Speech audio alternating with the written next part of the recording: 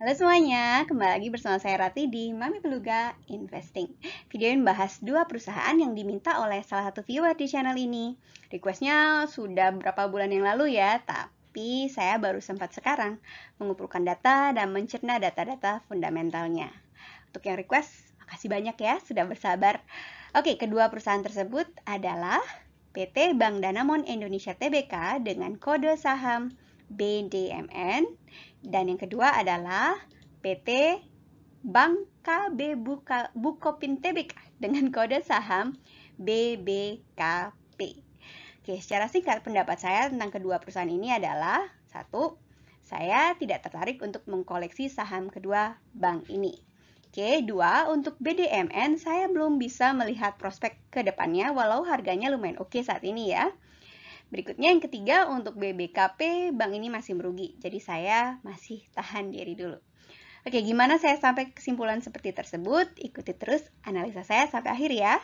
Oh ya, jangan lupa untuk subscribe, like, boleh juga dislike, supaya saya lebih bersemangat buat video-video seperti ini.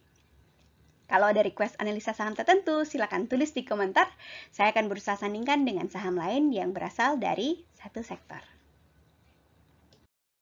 Oke, disclaimer dulu ya, sebelum kita lanjut ke pembahasannya. Ini video amatir dengan riset amatir, tujuannya untuk mendokumentasikan perjalanan saya untuk belajar mengenai investasi saham dari awal. Kalau ada punya masukan, silakan tulis di komentar. Apa yang saya kemukakan di channel ini jangan dianggap sebagai nasihat keuangan. Mohon melakukan risetnya sendiri sebelum buat keputusan keuangan dan investasi. Oke, sekarang kita mulai dengan profil singkat dari kedua perusahaan. Kita mulai dari PT Bank Danamon Indonesia Tbk dengan kode saham BDMN. Oke, PT Bank Danamon Indonesia Tbk berdiri pada tanggal 16 Juli 1956 dengan nama Bank Kopra Indonesia. Nama Bank Danamon sendiri baru dipakai dari tahun 1976. Bank Danamon sempat melalui masa-masa sulitnya saat krisis moneter di tahun 1998, di mana pengelolaannya diambil alih oleh pemerintah Republik Indonesia, kemudian digabungkan dengan 8 bank lain, sampai akhirnya menjadi bank swasta lagi di tahun 2003. Tahun 2004, Danamon mulai mencaplok Adira Finance, di mana Adira Multi Finance dengan kode saham ADMF. Sempat saya bahas ya sekitar tahun lalu ya. Oke, di tahun 2009, Danamon menguasai 95% saham dari ADMF. Dari laporan tahunan 2020, 92,47% saham Bank Danamon dipegang oleh MUFG Bank Limited, dan sisanya beredar di masyarakat. Di websitenya, MUFG Bank mengklaim sebagai bank terbesar di Jepang. MUFG sendiri katanya singkatan dari Mitsubishi and United Financial of Japan Group. Oke, dari segi kepemilikan, Bank Danamon bisa saya katakan sebagai bank nasional yang dikuasai asing, karena sebagian besar sahamnya dikuasai oleh MUFG Bank Limited. Oke, begitu tadi sekilas tentang Bank Danamon. Sekarang kita lanjut ya ke bank satunya lagi, Bank Bukopin. PT Bank KB Bukopin Tbk didirikan pada tanggal 10 Juli 1970. Kata Bukopin berasal dari singkatan Bank Umum Koperasi Indonesia. Bank Bukopin mengganti logonya di akhir tahun lalu, tahun 2020, dengan masuknya KB Kukmin. Semoga saya bacanya benar ya, KB Kukmin, yang membantu kesulitan likuiditas Bank Bukopin. Di sini di layar ya, kita bisa melihat komposisi pemilik saham dari Bank Bukopin atau KB Bukopin per 31 Desember 2020. Kukmin Bank adalah pemegang saham tertinggi dengan persentase 67%. Persentase ini meningkat drastis karena di tahun lalu, tahun sebelumnya maksud saya, tahun 2019, Kukmin Bank hanya menguasai 22% dari saham Bank Bukopin. Pemilik saham tertinggi di tahun 2019 adalah PT Bosowa Corporindo dengan persentase kepemilikan sebanyak 23,4%. Di tahun 2020, persentase kepemilikan Bosowa menurut Bosowa ya, menurun menjadi pemilik saham kedua tertinggi dengan persentase kepemilikan saham 11,68%. Negara Republik Indonesia yang tadinya di tahun 2019 menguasai 8%, 8%-an ya saham dari Bukopin, di tahun 2020 persentase kepemilikannya berkurang menjadi 3%-an. Oke, begitu tadi profil singkat dari kedua perusahaan yang kita bahas kali ini ya, kedua bank yang kita bahas kali ini yaitu BDMN dan BBKP. Sekarang mari kita lihat gimana kinerja mereka. Oke, di layar saya plot EPS kedua perusahaan sejak tahun 2002 untuk BDMN yang di atas dan sejak tahun 2008 untuk BBKP. Saya juga tambahkan garis EPS 0 yaitu garis hijau putus-putus di sini. EPS di bawah garis hijau ini menandakan bahwa perusahaannya sedang merugi. EPS adalah singkatan dari earning per share ya, laba per saham. Oke, dari segi EPS-nya kita lihat kedua bank bukan bank yang sedang tumbuh ya. Grafik EPS-nya keduanya tidak menanjak. Untuk BDMN selama 20 tahun terakhir laba per sahamnya berada di kisaran Rp300. Selama 20 tahun terakhir pula labanya turun naik seperti gelombang laut. Naik turunnya lumayan drastis walaupun tidak pernah merugi untuk pendapatan tahunannya. Berapa tahun yang mengalami penurunan tajam, yaitu di tahun 2004 sampai dengan 2006. Tahun 2007 sampai dengan tahun 2009. Lalu tahun 2013 sampai dengan tahun 2015. Dan terakhir tahun 2020. Ini yang paling tajam selama 20 tahun terakhir. Untuk BBKP dari sejak IPO di tahun 2008, labanya sepertinya mengalami peningkatan sampai dengan tahun 2013. Sempat turun di tahun 2014 dan akhirnya meningkat kembali sampai dengan tahun 2016. Tapi kemudian semenjak 2017, labanya turun drastis. Dari laporan tahunan 2017, sepertinya penurunan ini diakibatkan tingginya kredit macet, di mana ini dicerminkan dari non-performing loan (NPL) neto BBKP yang sebesar 6,37% pada waktu itu. Angka 6,37% ini sepertinya besar ya, apalagi kalau dibandingkan dengan NPL BDMN di tahun yang sama yang ada di 1,8%. Oke, begitu penjelasannya. Sekarang kita lihat lebih dekat ya EPS kedua bank ini di 9 kuartal terakhir, sejak kuartal 1 2019 sampai dengan kuartal 1 2021. Oke, nah ini dia EPS per kuartalnya 9 kuartal terakhir, yaitu tahun 2019, kuartal pertama ya, sampai dengan 2 kuartal pertama 2021. Oke, ya, sampai dengan kuartal pertama 2021. Oke, sama dengan grafik sebelumnya, Danamon di atas dan Bukopin di bawah. Oke, Danamon mencatat kerugian di kuartal kedua dan ketiga tahun 2020. Kemudian Bukopin. Labanya menurun terus dari kuartal pertama 2020 sampai mencatat kerugian di kuartal ketiga 2020. Bukopin masih mencatat kerugian di kuartal keempat 2020 sampai dengan kuartal pertama 2021. Oke, demikian EPS kedua bank yang kita bahas kali ini. Jelas kita lihat Bukopin saat ini masih sedang merugi ya, tapi ada perbaikan dibanding dengan kuartal ketiga tahun lalu. Sekarang, mari kita lihat seberapa banyak laba perusahaan yang dibagikan ke pemilik saham. Kita lihat historis pembagian dividennya.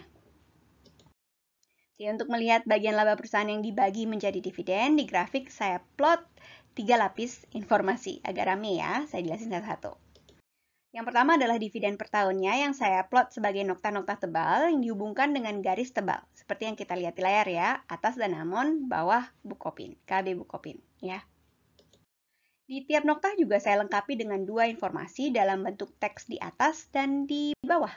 Teks bagian atas adalah jumlah dividen per saham dalam rupiah. Dan teks yang di bawah adalah persentase dividen terhadap laba. Oke, sebagai perbandingan, saya plot kembali PS tahunannya sebagai garis yang lebih tipis, warna merah untuk Danamon yang di atas, warna biru untuk Bukopin yang di bawah ya. Oke, secara sekilas kita lihat Bank Danamon rajin ya membagikan dividen sejaknya selama 19 tahun terakhir ini. Besaran dividennya sepertinya masuk akal di kisaran 10 sampai dengan 47% dari labanya. Ada dua saat di mana dividen yang dibagikan lumayan tinggi, yaitu di tahun 2003 dan tahun 2019. Dengan standar harga per tanggal 26 Juli 2021 pada saat presentasi atau video ini disiapkan, dividen yield BDMN ada di angka 1,66%. Lumayan rendah, apalagi kalau dibandingkan dengan bank lain yaitu misalnya BJTM yang ada di angka 7%-an dan BBRI yang ada di angka 2,5%-an untuk dividen yield-nya saat ini. Oke, lanjut ke Bank Bukopin atau KB Bukopin. Besaran dividennya masuk akal menurut saya. BBKP tidak membagikan dividen selama 4 tahun terakhir. Ini berkaitan dengan penurunan laba perusahaan yang drastis dari tahun 2016 sampai dengan mencatat kerugian tahun lalu ya, tahun 2020. Masih juga sampai dengan sekarang. Oke, begitu tadi sekilas kebijakan dividen, historis dividen kedua perusahaannya. Sekarang kita lihat bagian yang paling penting. Apakah di antara kedua bank ini ada yang menarik untuk saya koleksi? Oke, untuk menilai berapa harga wajar dari kedua perusahaan ini, saya plot 3 lapis informasi ya di layar, agak rame di sini ya. Oke, yang pertama, jadi saya jelasin satu-satu ya, biar lebih kebayang ya. Yang pertama adalah pergerakan harga. Harga, ya seperti yang kita tahu, informasi yang paling gampang dicari ya. Oke, yang kedua adalah harga DPE atau Price to Earning Ratio 10. Di sini saya plot sebagai garis hijau putus-putus. Price to Earning Ratio adalah perbandingan antara harga dengan laba perusahaan. Kasarnya angka di Price to Earning Ratio 10 itu, harga sahamnya 10 kali lipat dari labanya. Dengan PE ratio 10 ini, saya berharap kira-kira ya mungkin akan bisa balik modal dalam waktu 10 tahunan lah. Secara konservatif saya anggap harga di bawah PE 10 ini sebagai murah atau lagi diskon. Ketiga, harga di PE 15. Saya plot sebagai garis kuning putus-putus. Saya anggap perusahaan sudah mahal kalau harga sahamnya di atas garis kuning ini. Keempat adalah harga di PE 20. Saya plot sebagai garis merah putus-putus. Saya anggap harga saham sangat mahal banget ya kalau ada di atas garis merah putus-putus ini. Oke, sekarang kita lihat satu-satu ya pergerakan harganya dulu. Oke, kita lihat dulu BDMN atau Bank Danamon. Sejak pertengahan tahun 2011 sampai dengan akhir tahun 2017, harga saham Bank Danamon berada di kisaran PE ratio 10-nya. Setelah itu harganya menanjak tajam sampai menyentuh PE ratio 20-nya di tahun 2019. Kenaikan harga di tahun 2019 ini menarik karena satu, laba perusahaan cenderung menurun seperti yang kita lihat di layar ya. Cenderung menurun pada saat peningkatan harga saham yang terjadi sekitar 1 tahunan ini. Yang kedua, kenaikan itu diikuti dengan penurunan tajam selama 3 bulan yang cukup periode cukup singkat ya, tapi penurunannya tajam sekali. Oke, sejak akhir tahun 2019, harga saham Bank Danamon cenderung menurun. Ada peningkatan sedikit di awal tahun 2021, tapi tidak sebegitu signifikan. Oke, sekarang kita lanjut ke Bank KB Bukopin. Sejak tahun 2010, harga sahamnya ada di kisaran Rp400 per lembar. Pada saat labanya sedang tinggi-tingginya di tahun 2012 sampai dengan tahun 2016, harganya cenderung stabil di level Rp500 sampai dengan Rp600 per lembar. Ada penurunan drastis ya di tahun 2018 sampai dengan 2020. Tapi itu seperti yang kita tahu sejalan dengan penurunan labanya. Hal yang menarik adalah saham BBKP sempat naik drastis di bulan Januari 2021. Padahal seperti yang kita ketahui, BBKP masih merugi. Oke, kalau saya bisa kasih harga wajar ya, harga wajar saya untuk BDMN atau Bank Danamon adalah di Rp2.135 per saham. Yaitu harga di price to earning ratio 10-nya berdasarkan laporan kuartal 1 2021. Harganya per tanggal 26 Juli 2021 pada saat video ini dipersiapkan adalah Rp2.180 per lembar saham. Jadi harganya oke ya, masih dekat dengan price to earning ratio 10-nya. Kemudian untuk BBKP dari labanya, seperti yang kita tahu dia sedang rugi ya, jadi susah untuk menghitung harga wajarnya. Jadi kita coba pakai metode lain, yaitu kita lihat dari book value per share-nya. Kita lihat dari book value per share-nya, angkanya ada di 254,87. Book value per share ini kasarnya adalah nilai yang akan diterima oleh pemilik perusahaan jika perusahaan itu misalnya dilikuidasi atau semua asetnya dijual dan hasilnya dikurangi dengan hutangnya. Oke, harga BBKP per tanggal 26 Juli 2021 pada saat video ini dipersiapkan adalah Rp400 per lembar saham. Jadi dari segi book value-nya pun, book value per share-nya pun, harga bank ini sekarang sedang kemahalan. Oke, kesimpulan saya sekarang. 1, saya belum tertarik untuk mengkoleksi kedua bank ini. Ya, untuk BDMN saya belum bisa melihat prospek ke depannya, walau harganya oke saat ini, secara historis kita lihat EPS-nya lumayan stagnan. Dan saya belum bisa melihat terobosan ke depannya untuk mengembangkan perusahaan. Di samping itu, dividen yield-nya cukup rendah. Masih ada bank lain yang harganya sedang murah, prospeknya lebih oke, dan dividen yield-nya lebih tinggi sekarang. Oke, untuk BBKP, bank ini masih berugi, jadi saya tahan dulu. Tahan dulu ya, nanti mungkin saya review lagi kalau banknya sudah mulai ada laba. Siapa tahu setelah periode sulit ini bisa bertumbuh pesat. Kita lihat ada upaya-upaya peningkatan di dalam perusahaan menurut laporan tahunannya yang tahun 2020. Oke, sekian video saya kali ini. Ikuti terus perjalanan saya untuk berinvestasi ya. Kalau ada request analisa saham perusahaan, silakan tulis di kolom komentar. Akan saya usahakan sandingkan dengan saham di satu sektor. Oke, sekian dulu. Semoga bermanfaat dan bye.